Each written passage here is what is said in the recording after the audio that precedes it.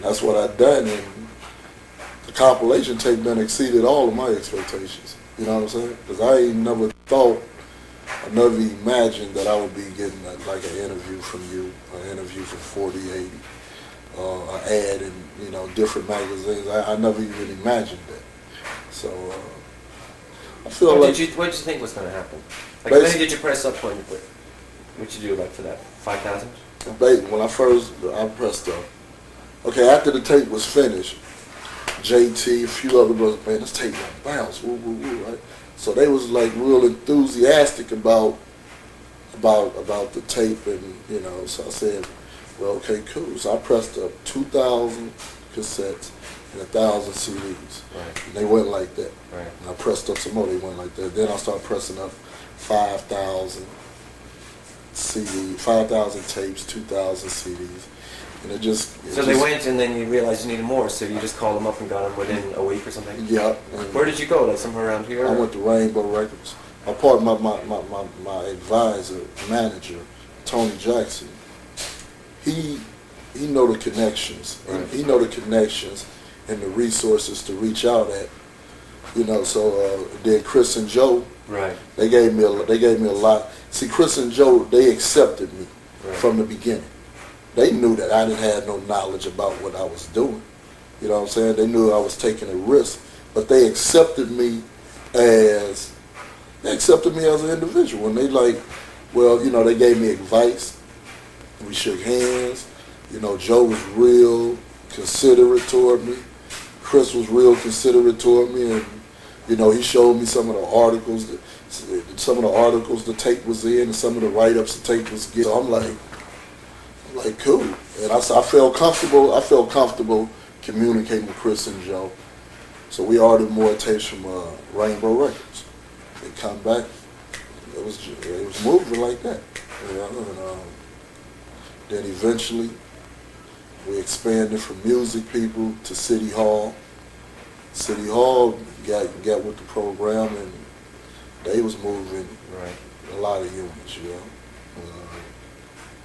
Basically, what I anticipated was, the tape was gonna come out. You know what I'm saying? It was gonna do good locally, like in the Bay Area, specifically in San Francisco. You know what I'm saying? Right. I was thinking like, well, tape would come out, people would hear that I got some intelligence, I got some knowledge, and what I'm talking about is real. You know what I'm saying? They'll realize that and be like, damn, Herm put out a tape. You know what I'm saying? Herm brought all the brothers together. Because it was some conflicts with Oakdale and Harbor Road, which is like this far away from each other. They was conflicting at the time, and I brought them brothers together, and I feel like I brought unity among different neighborhoods, like Fillmore and Hunters Point. That's not easy to do. I mean, but a person with my credibility, my influence, and my respect, I didn't feel like it was no significant obstacle because I'm not with that. So I just went and got with JT. JT told me he was gonna come through, and I mean, if you with me, ain't nobody on this side gonna disrespect you or gonna attempt to play you out no kind of way, because they gotta respect me first of all. Right. And if you with me, you know what I'm saying, you're gonna get that respect. Simple as that. Because I'm not gonna tolerate nobody being with me being disrespected.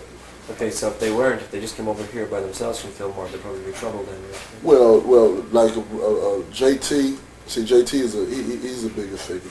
You know what I'm saying? JT a bigger figure, and man, and he comes over on this side periodically, specifically to handle his business. I mean, it ain't gonna be no problem if Fillmore come over here, as long as it's on a respectful level, peaceful level. Ain't nobody tripping. Now, if it's a conflict, it's best to avoid coming over here, and Hunters Point avoid going over there, to avoid an unnecessary confrontation. But that's basically it.